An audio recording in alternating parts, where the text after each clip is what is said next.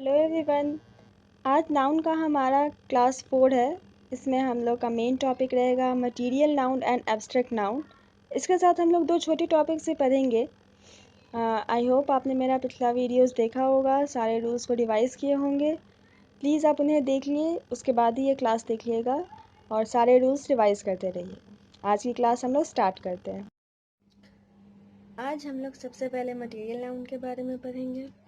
तो material noun के बारे में आप लोग जानते ही होंगे। इसका बहुत ही सिंपल सा डेफिनेशन है, material which is related to measurement, जिसको हम लोग नाप तौल सकते हैं, है ना। इस नाउन का कोई भी फिजिकल एग्जिस्टेंस नहीं होता है। ओके, इसमें क्या एडिटिंग रोल है। तो मटेरियल नाउन के आगे जनरली हम लोग कोई भी आर्टिकल यूज़ नहीं करते हैं, लेकिन अगर ऐसा हो कि कोई material noun particular sense they रहा हो किसी सेंटेंस में, तो उसके आगे हम लोग आर्टिकल का यूज़ करते हैं। और कौन सा आर्टिकल यूज़ करेंगे? डेफिनेट आर्टिकल ही यूज़ करेंगे। जैसे कि मैंने यहाँ दो एग्जांपल लिखा आप लोग को बाइफरकेट कराने के लिए। We all knew why milk is understood as one of the best source of nutrition. ये एक फैक्ट है कि मिल्क को हम लोग बेस्ट सोर्स ऑफ न्यूट्रिशन बोलते हैं। मिल्क हर घर में हर लोग पीते हैं, तो ये एक फैक्ट है। इसलिए मिल्क वर्ड जो मटेरियल नाउन है यहाँ पर, वो जनरल यूज़ में आया, तो इसलिए हम लोगों ने इसके आगे कोई भी आर्टिकल यूज़ नहीं किया। See, no article. But next sentence देखिए, the milk drunk was contaminated. वो मिल्क जिसे पिया गया है वो कॉन्टामिनेटेड था। यहाँ पर्टिकुलर सेंस में उसी मिल्क की बात की जा रही है, इसीलिए यहाँ पर क्या लगा है, द का यूज आया है, डेफिनेट आर्टिकल का यूज आया है। मटेरियल नाउन में बस यही एक एडिटिंग रूल था। इसके बाद हम लोग जो भी नाउन पढ़ेंगे उसमें बहुत छोटे छोटे ही रूल्स है, वो आप लोग आसानी से समझ लेंगे। Abstract noun, human feelings, human emotions जिसे हम लोग देख नहीं सकते हैं, जैसे कि ब्यूटी, सुंदरता, सॉफ्टनेस, कोमलता, चाइल्डहुड, बचपन, ये सब क्या है? एब्स्ट्रैक्ट नाउन है। एब्स्ट्रैक्ट नाउन का भी वही सिंपल सा एडिटिंग रूल है कि हम लोग एब्स्ट्रैक्ट नाउन के आगे जनरली कोई भी आर्टिकल यूज़ नहीं करते हैं। बट यहाँ पर भी वही है, अगर वो पर्टिकुलर सेंस में यूज़ हो रहा होगा तो उसमें उसके आगे हम लोग डेफिनेट आर्टिकल का यूज़ करेंगे। जैसे कि अगर कोई पर्टिकुलर एब्स्ट्रैक्ट नाउन है तो हम लोग डेफिनेट आर्टिकल में क्या आएगा?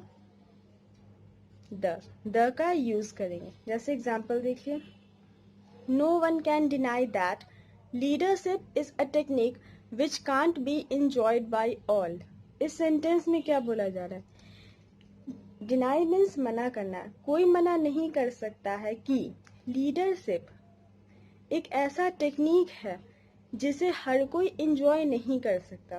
क्या सेंटेंस पढ़ने से आप लोग को ऐसा लग रहा है कि एक जनरल बात है कि हर कोई लीडरशिप नहीं कर सकता है, हर कोई लीडर नहीं बन सकता है। तो यहाँ लीडरशिप के आगे जो एक एब्स्ट्रैक्ट नाउन है, क्या इसके आगे हम लोग कोई डेफिनेट आर्टिकल का यूज़ करेंगे? नहीं, यहाँ किसी डेफिनेट आर्टिकल का यूज़ नहीं होगा, क्योंकि यहाँ ये कोई पर्टिकुलर सेंस नहीं है, ये जनरल सेंस है कि हर कोई लीडरशिप नहीं कर सकता, हर कोई लीडर नहीं बन सकता। लेकिन सेकेंड सेंटेंस देख, it was leadership of Gandhi ji which salvaged India from barbarism of British dominance. ये गांधी जी की लीडरशिप थी जो जिससे कि इंडिया को मुक्ति मिली है ब्रिटिश डोमिनेंस के, बार्बरिज्म यानी जंगलीपन से।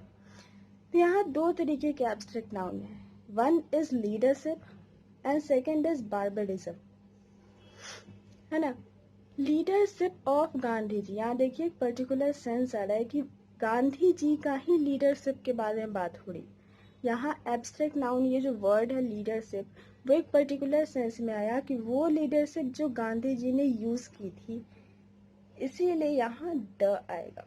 It was the leadership of Gandhi ji. जहाँ लीडरशिप वर्ड का जनरल यूज है, जनरल सेंटेंस में मीनिंग आया है, वहां पर हमने कोई डेफिनेट आर्टिकल यूज नहीं किया।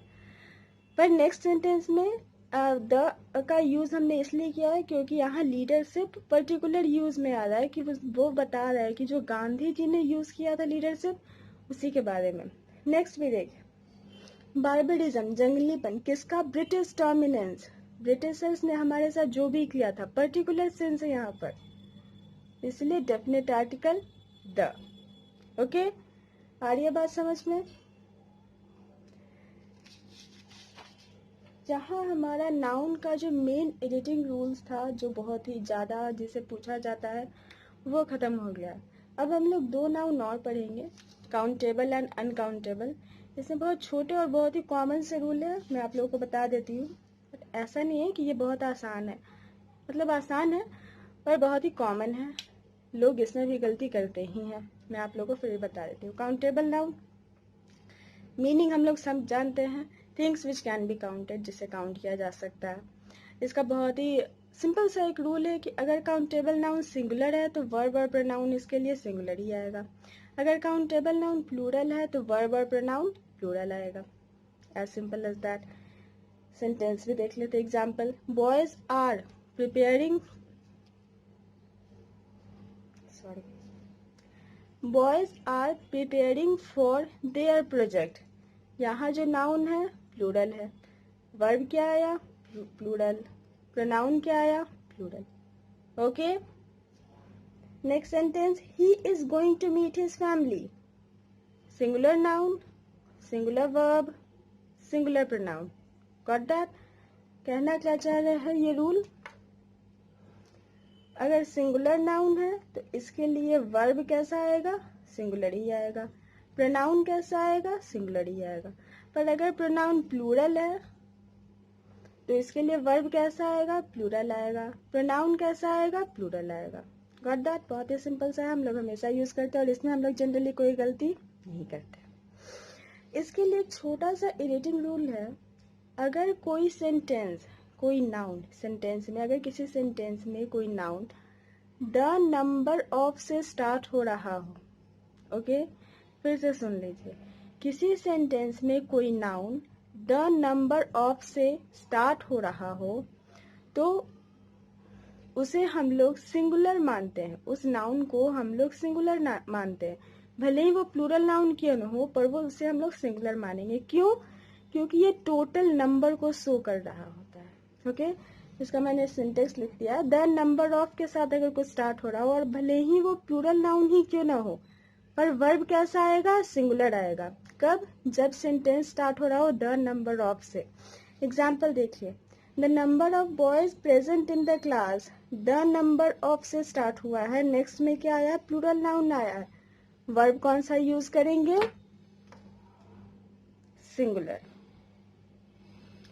पर वहीं अगर अ नंबर ऑफ से स्टार्ट हो रहा हो, जब द नंबर ऑफ से स्टार्ट हो रहा हो, बाद में प्लूरल नाउन आया तो वर्ब कौन सा आया, सिंगुलर वर्ब। पर जब सेंटेंस अ नंबर ऑफ से स्टार्ट हो रहा हो, उसके बाद प्लूरल नाउन आ रहा हो, तो हम लोग वर्ब कौन सा यूज करेंगे, प्लूरल वर्ब। क्योंकि यहाँ टोटल नंबर शो नहीं कर रहा होता है, यहाँ डिफरेंट नंबर ही शोज कर रहा होता है। A number of boys present in the class, verb. Got that? यही काउंटेबल नाउन में एक इम्पॉर्टेंट रूल था जो कि मैंने आपको बता दिया, आप लिख भी सकते हैं। अगर सेंटेंस अ नंबर से स्टार्ट हो रहा हो, नंबर ऑफ, तो उसमें प्लूरल वर्ब आएगा प्लूरल नाउन के बाद। पर अगर द नंबर ऑफ से स्टार्ट हो रहा हो तो प्लूरल नाउन के बाद सिंगुलर वर्ब आएगा। ओके, और आज का हमारा लास्ट टॉपिक हम लोग स्टार्ट करेंगे, that is uncountable noun. Uncountable noun आप लोग सब जानते हैं, डेफिनेशन मैं एक बार बता देती हूँ। A noun which can't be counted is called uncountable noun। जिसे हम लोग काउंट नहीं कर सकते हैं, जिसे हम लोग क्या कर सकते हैं, मेजर कर सकते हैं। 1 kg, 2 kg, litre, kilometre, sorry not kilometre, litre, millilitre, bag, 1 bag of, 1 sack of, a glass of, जिसे हम लोग मेजर कर सकते हैं, that is called countable, uncountable noun. क्या इससे भी कोई एडिटिंग रूल है? जी हाँ, इसका भी एक छोटा सा एडिटिंग रूल है। आई थिंक आप लोगों को पता होगा, मैं एक बार आप लोगों को डिक्टेट कर देती हूँ।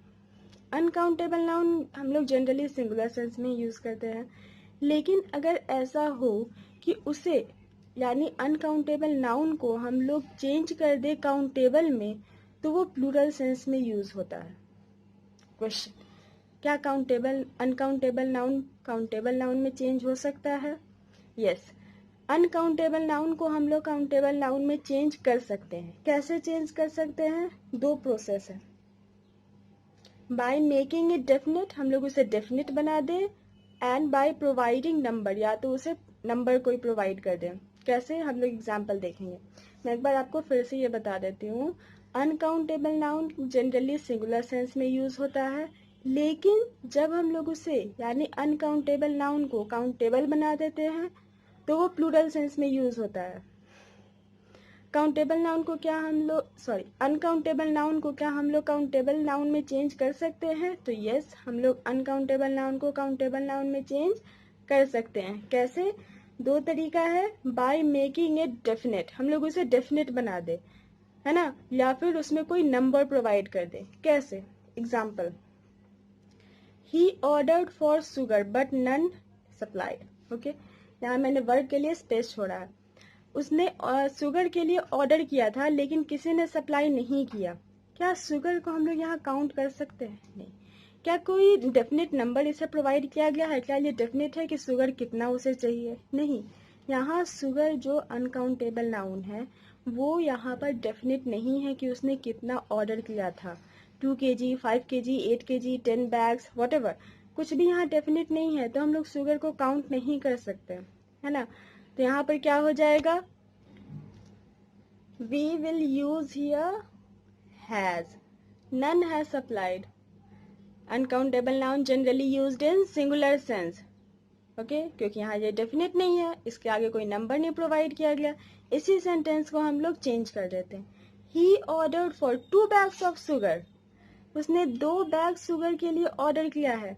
क्या यहाँ शुगर डेफिनेट हो गया है? ये अनकाउंटेबल नाउन क्या यहाँ डेफिनेट बन गया है? Yes. 2 bags of sugar, 2 bags of sugar के लिए ऑर्डर किया गया था, बट नन हैव सप्लाइड, पर किसी ने सप्लाई नहीं किया। यहाँ ये प्लूरल क्यों प्लूरल सेंस में क्यों यूज हुआ? क्योंकि शुगर वर्ड यहाँ पर डेफिनेट हो गया है। 2 बैग्स ऑफ शुगर, पर यहाँ ये डेफिनेट नहीं था। वी कांट काउंट शुगर, हम लोग शुगर के एक एक वो पार्टिकल को काउंट नहीं कर सकते, बट हम लोग बैग्स को काउंट कर सकते हैं। इजी। तो आज की क्लास हम लोग यहीं ख़त्म करते हैं। इस वीडियो को आप लोग लाइक कीजिए, कैसा लगा कमेंट कीजिए, अपने दोस्तों के साथ शेयर कीजिए और मेरे चैनल को सब्सक्राइब कीजिए। Bye bye.